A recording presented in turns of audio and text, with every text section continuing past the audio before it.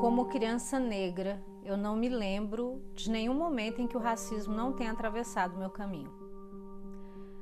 A questão é que, quando você é criança, você tem 7, 8 anos, você não tem repertório para compreender aquelas violências que você sofre. A primeira experiência com relação ao racismo que eu tive foi quando eu tinha 6 anos de idade e entrei na pré-escola. Naquele período a pré-escola começava com 6 anos e um colega da turma se recusou a entrar na sala porque eu estava lá.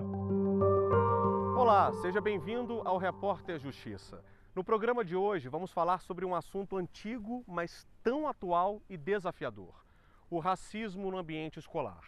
Episódios recentes em escolas públicas e privadas reacenderam o debate sobre como combater esse tipo de discriminação em todo o país. Vamos mostrar uma realidade dura que faz com que crianças ainda tão pequenas já sintam o peso da cor da pele. Foi o que aconteceu com um menino de 5 anos na Zona Sul de São Paulo. Então não precisa chorar quando te chamar de cocô, porque você não é um cocô. Mamãe, tu não vai da família? É cor de cocô, porque cocô é marrom. Filho, não é isso. Esses meninos que ficam falando isso com você na escola são chatos.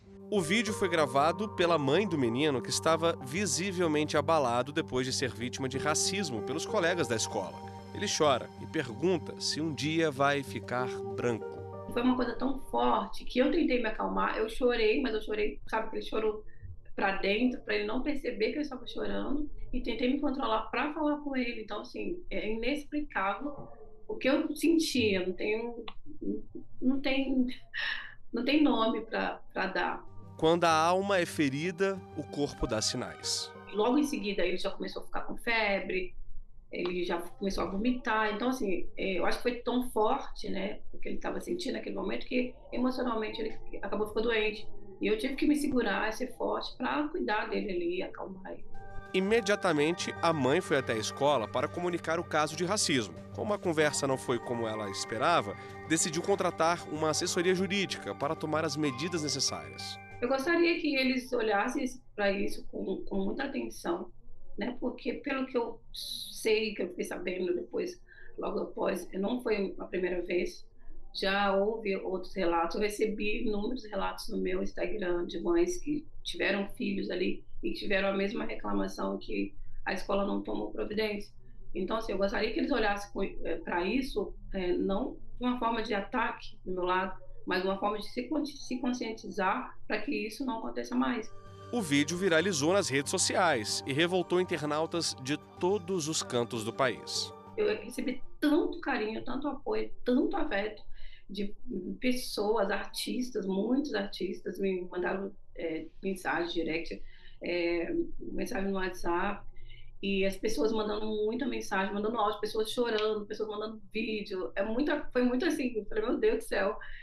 Tanto que eu ainda estou respondendo, tem muita mensagem para responder, não consegui. Mas me surpreendeu de uma forma muito, muito boa.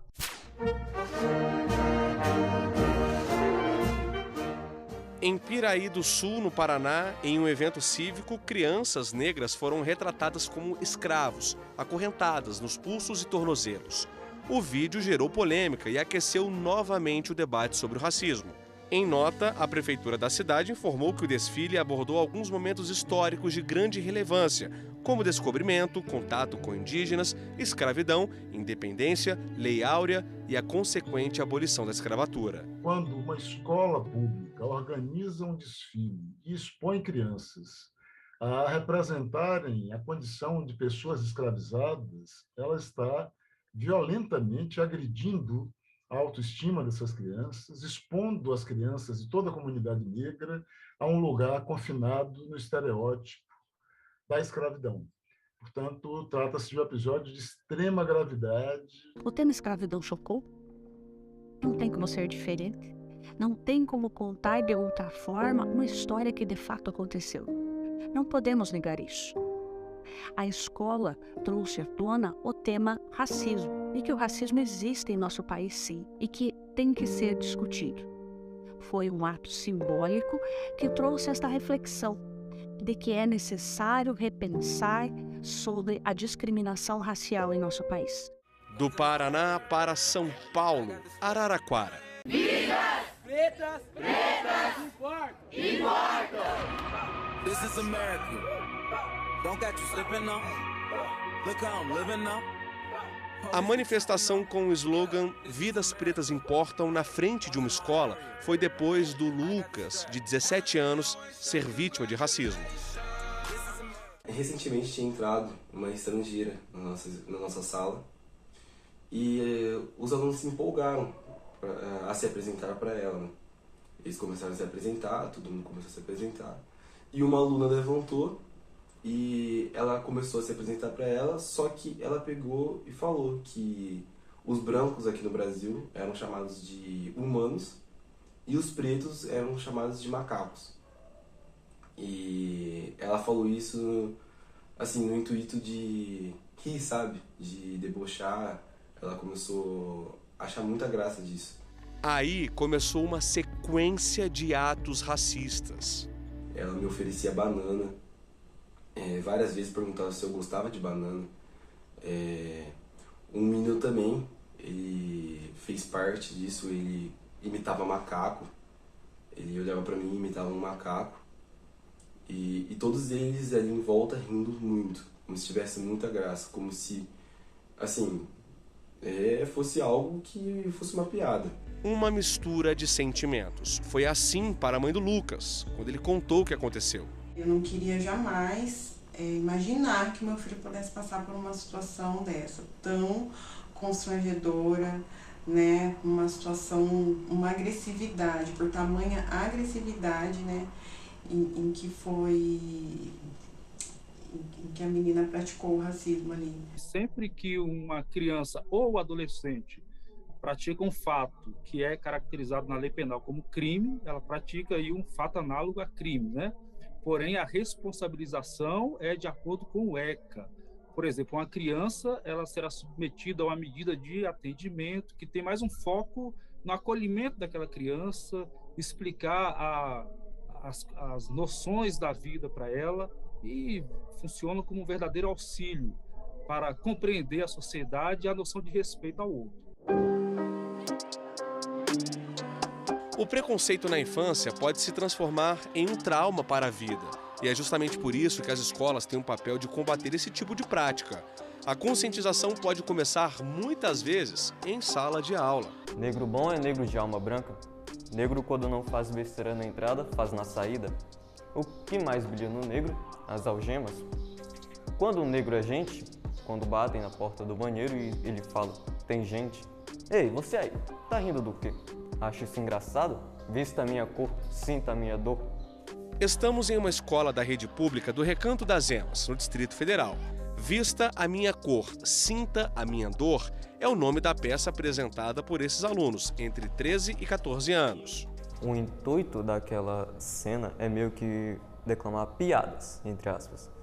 Sempre tem aquele sentido de que uma pessoa fala algo racista e a pessoa, é só piada, não tem nada demais, você não sabe nem levar algo para o lado engraçado, sendo que isso pode machucar alguém de verdade. Uma das cenas é uma entrevista de emprego, onde a cor da pele é o critério. Eu acho muito interessante esse trabalho da peça para conscientização dos outros, né? Porque é aquele negócio de não faça com os outros o que você não gostaria que fizesse com você. Então a gente vai fazendo a peça e as pessoas vão visualizando como é você ser desprezado, humilhado, que machuca o preconceito. Quando a gente fala, traz palestra e não resolve o problema, conversa com eles, não resolve o problema. E quando a gente trabalha assim dessa forma, com peças, quando trabalha com música, com algo que eles realmente gostam, eu acho que tocam mais eles.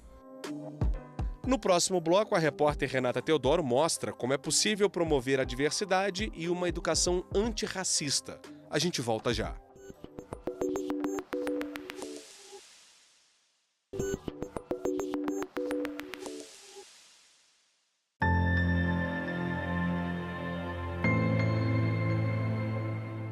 preconceito, discriminação, estereótipos raciais. Nas escolas, o racismo se mostra de forma clara diante das diferenças entre brancos e negros. O racismo, ele é pautado nessa presunção de que há, né, raças superiores e raças inferiores. Por mais que biologicamente a gente já saiba que a gente não tem características, né, assim, suficientes biologicamente, né, para dividir as pessoas, a gente ainda fala sobre questão racial porque a gente sabe que socialmente a população negra ela vive um contexto, né, de desvantagem econômica, em relação à educação, em relação à saúde, todos os indicadores, né? Um estudo feito pela Universidade de Harvard mostra 4 efeitos do racismo no cérebro e corpo de crianças. Eu disse crianças. E são eles: corpo em estado de alerta constante, mais chances de doenças crônicas ao longo da vida, disparidades na saúde e na educação, cuidadores mais fragilizados e racismo indireto. Embora os dados tenham sido coletados nos Estados Unidos, o Brasil compartilha índices semelhantes devido ao histórico de desigualdade e escravidão. A gente já tem vários estudos também que mostram como a população negra ela tem desenvolvido, né, mais doenças que poderiam ser evitadas, tanto pelo efeito do racismo, quanto pela falta de investimento, né, assim, no cuidado da população negra. Como professor, Marcos decidiu ser a mudança que sempre quis ver dentro de sala de aula. Todo dia eu trabalho com a temática étnico-racial, valorizando a diversidade presente em sala de aula. Então, eu sempre comento que em salas de aulas nós temos o material específico e ideal para trabalhar a questão étnico-racial, porque nós trabalhamos com escolas públicas, que na sua maioria são crianças de periferia, e nas periferias existe a diversidade, crianças com traços negros, indígenas, asiáticos, brancos. Então, se a sala é um espaço de diversidade, eu uso esse espaço para trabalhar a valorização e respeito à diversidade étnico-racial e começo sempre no início da aula com o pensamento do dia, que são provérbios, frases de sabedoria, provérbios africanos, indígenas, asiáticos. A primeira experiência racista que sofreu foi aos 6 anos de idade, quando um colega da turma se recusou a entrar na sala enquanto ele estivesse lá. Ele dizia para a professora que enquanto aquele macaco estivesse ali, aquele preto, os palavrões estereótipos que eles usam para a pessoa negra, né? Enquanto eu estivesse na sala, ele não entraria, e a professora não sabia lidar com aquilo, colocou do meu lado, colocou o jovem do meu lado, essa criança, e ele passou o ano inteiro da pré-escola me perturbando, me cuspindo, me chamando de macaco. Eu tenho uma marquinha de nascença aqui, que é uma verruguinha aqui no ouvido, que ele ficava puxando na orelha. Então ele passava o tempo todo me atacando por conta da minha cor de pele. Cor da pele. Acho que nós, brancos, pardos, asiáticos, que seja, a gente não consegue entender de verdade o que é ser discriminado por conta da cor da pele.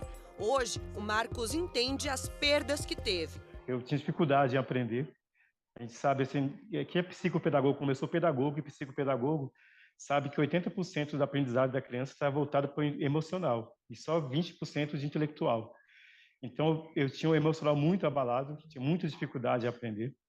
Reprovei 2 anos por conta desse abalo emocional, da não aceitação como negro. Eu comento muito sobre isso, que eu não me aceitava como uma criança negra naquele período, porque eu sofria muito.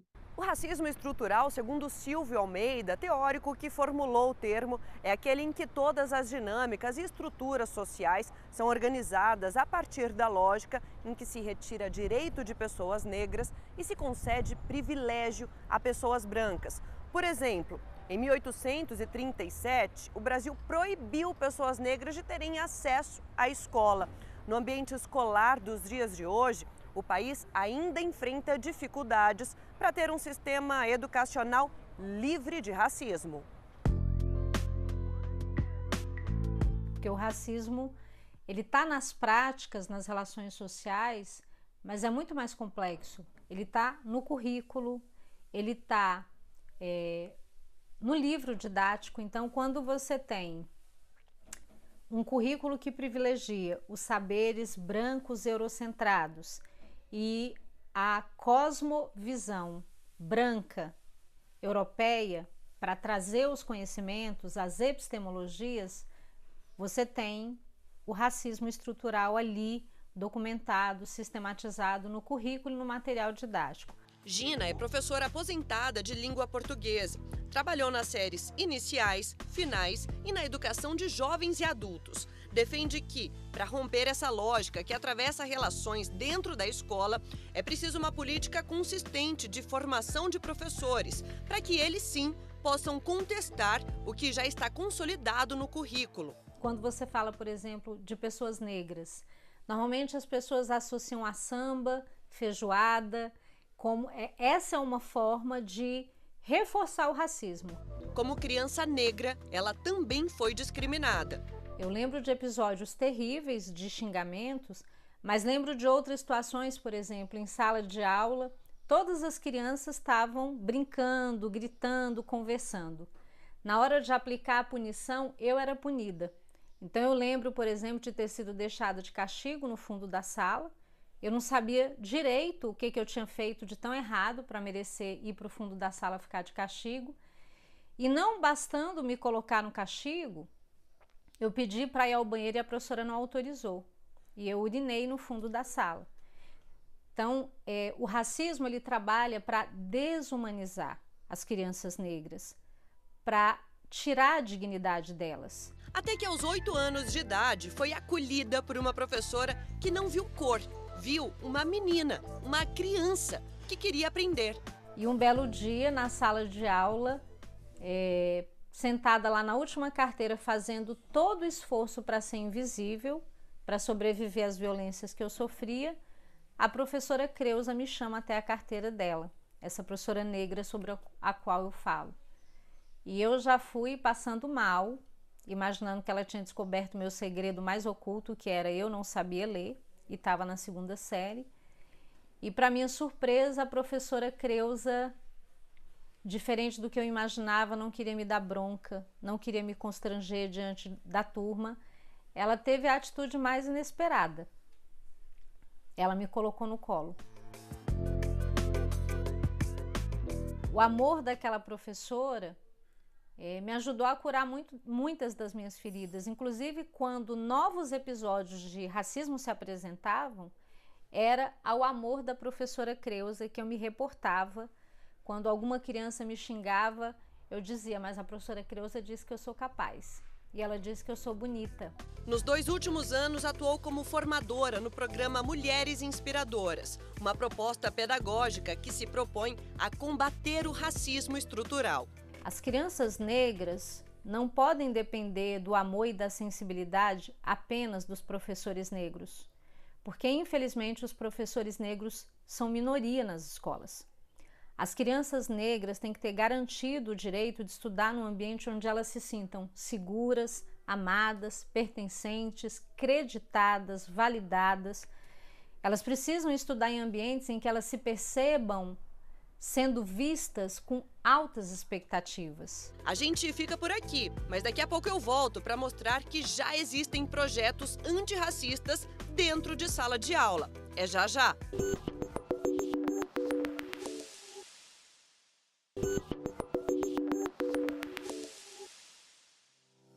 Educação transformadora e antirracista. Nosso tour por colégios que investem nesse tipo de movimento pedagógico começa no Gama, cidade satélite do Distrito Federal. Tiago é diretor dessa escola pública e conta que, antigamente, notava muitas situações em que as crianças não conseguiam se perceber e se identificar. Questões como cabelo, cor da pele, conflitos sociais. Foi aí que o corpo docente entrou em ação e juntos elaboraram ações e projetos antirracistas. Eu acho que o ensino brasileiro, ele traz muito pouco na didática, né, nos livros didáticos. Então, assim, e a lei, ela assegura falar da ancestralidade, falar da nossa origem, né, da origem da identidade do nosso povo. Então, a partir daí, nós discutimos isso. Na primeira reunião de pais, nós elencamos a comunidade, né, discutimos sobre, pontualmente, né, que iríamos iniciar esse projeto e a partir daí começamos nos nossos planejamentos, nas ações de cada bimestre, a gente começou a produzir em cima disso. Na prática, as atividades dentro de sala de aula são bem variadas, seja na literatura, nas artes, nas matérias de humanas ou exatas. O foco é sempre o mesmo: mostrar a essas crianças coisas que a nossa geração não viu no nosso tempo de escola. Conhecer a história que é desconhecida e conhecer a história que não foi contada ou que foi negado de alguma forma. E as crianças precisam saber disso, porque conhecimento é isso, né? A escola é esse local de praticar culturas, é esse local que as culturas elas acontecem e é onde o meio social está mais representado dentro do contexto escolar, onde as diferenças elas estão todos os dias juntas. No início do ano, desde quando a gente começou a implementar o projeto, as meninas principalmente, né, elas chegavam bem inibidas, com vergonha de assumir esse cabelo crespo, esse cabelo cacheado. E em certo momento nós realizamos um debate em sala, trouxemos algumas reportagens e conversamos um pouquinho sobre isso. Conversamos sobre o cabelo bom, que é aquele que está na sua cabeça, independentemente da textura, se é cacheado, se é liso. E aí você vê um desabrochar das meninas. Eu acho que a mudança foi entre pessoas, amigos que antes falavam coisas que eles não sabiam falar. Agora eles entendem e falam a maneira certa de se falar, de se pronunciar. Falei muito com meus amigos já, porque tem coisas que eles falam, mas eles não sabem, né, que é racismo. Então já falei para eles que tem algumas palavras que são racismo para as pessoas. Para eles não pode ser, mas para as pessoas pode.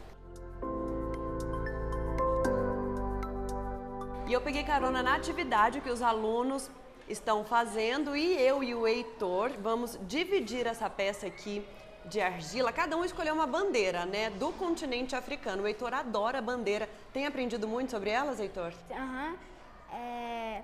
Depois do racismo, quando a gente começou a estudar sobre o racismo, eu estudei mais sobre as bandeiras, por causa que no Senegal, no Marrocos, esses lugares tem mais pessoas negras. Eu tive vontade de estudar. Bacana. Então, eu escolhi o Marrocos. E qual que é a bandeira escolhida por você? Gana.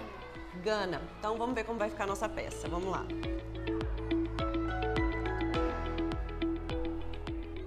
Aê, consegui, Heitor. Acho que dá pra fazer leitura. Vamos ver? E o seu, como é que tá? Eu ainda não vi o seu. E você também não viu o meu.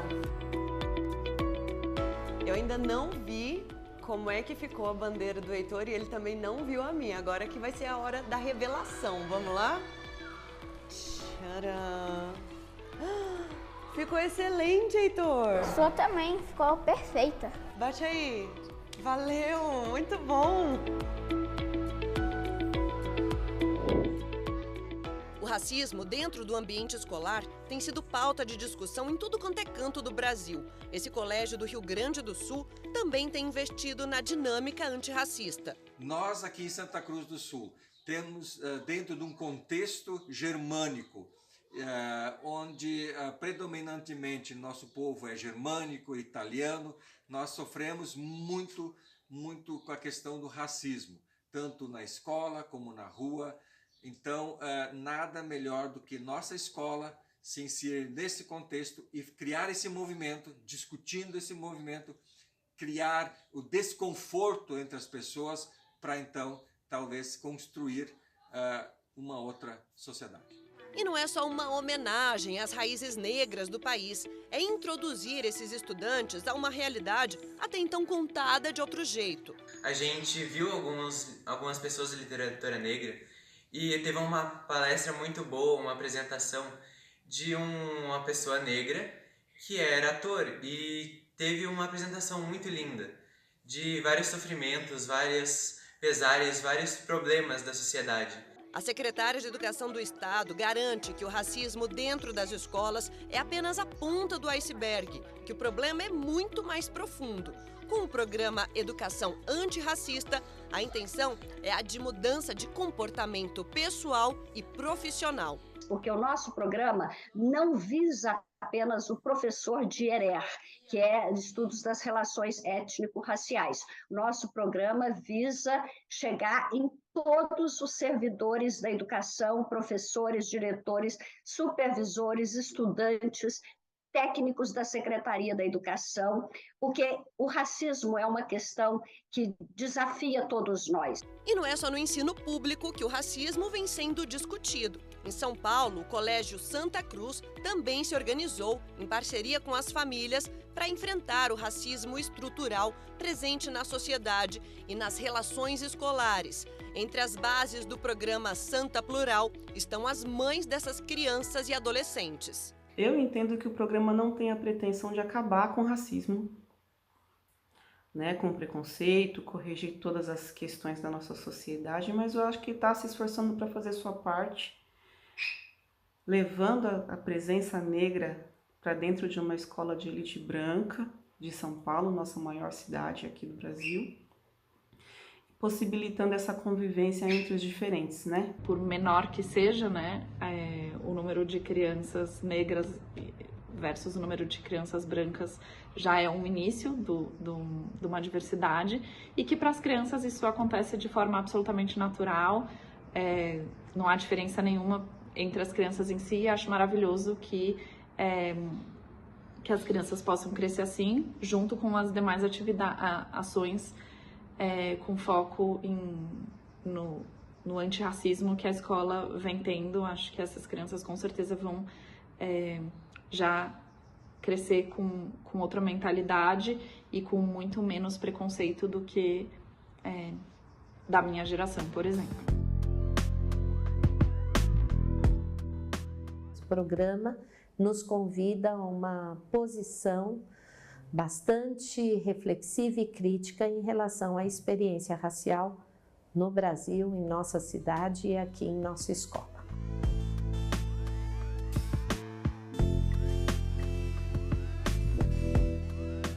E assim a gente termina o Repórter Justiça desta semana. E você, já segue nosso perfil no Instagram? É o TV Justiça Oficial. No YouTube, o canal é o mesmo. Se quiser entrar em contato com nossa produção, o e-mail é o repórterjustiça@stf.jus.br. Até a próxima!